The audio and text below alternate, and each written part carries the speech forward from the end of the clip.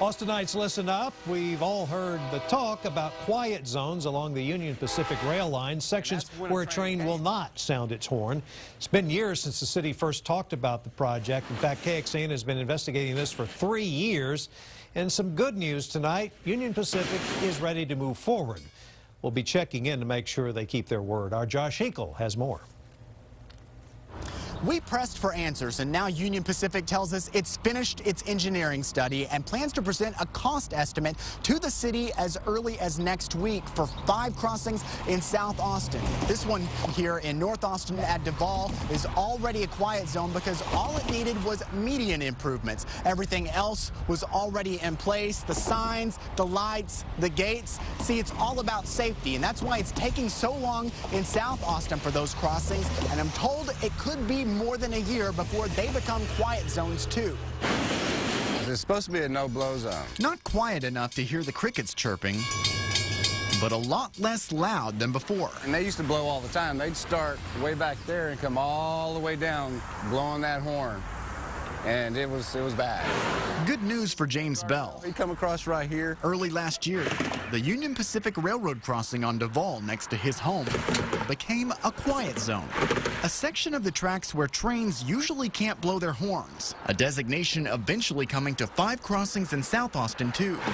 Matthews, Stastny, Bannister, Oltorf, and Mary. But they all need safety upgrades. Gate extensions and warning devices mostly. Something to keep cars off the tracks. Because drivers won't be hearing this. You hear it. I mean, it's intense. The dogs bark, you know, everything's awakened by it. Sometimes it seems like a little overkill. They're kind of blasting it for a while. A noise we heard neighbors near the crossings complain about last year. He can hear it resonate through the whole building. The year before. There's no reason to wake me up in the middle of the night. And the year before that. It's like a blast. It's just really, really loud. So who's dragging their feet?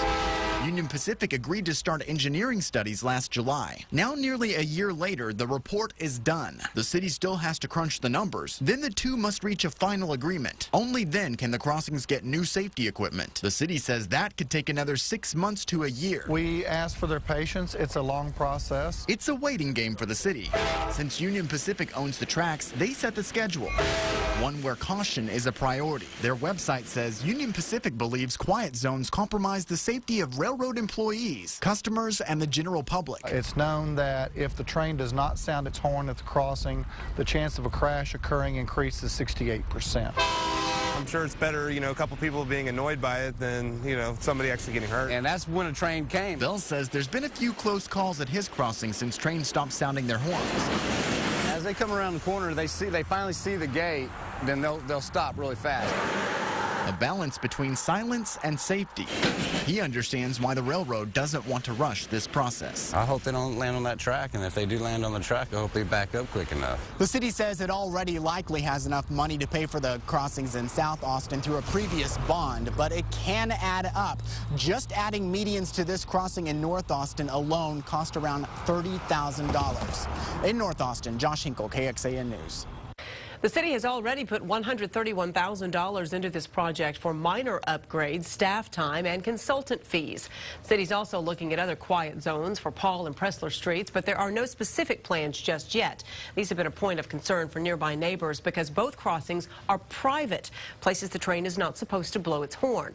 The city is still exploring options for 2 more crossings at Paul and Pressler downtown that would allow them to become quiet zones. However, no decision or time frame has been determined there. The city and railroad agreed to put up a fence along the railroad tracks near the Seaholm power plant to increase safety in that area and prevent people from crossing the tracks. But that project has been delayed by the railroad, so it can first make some upgrades to the tracks and bridge in that area. The fence will go up after, but there's no set timeline right now.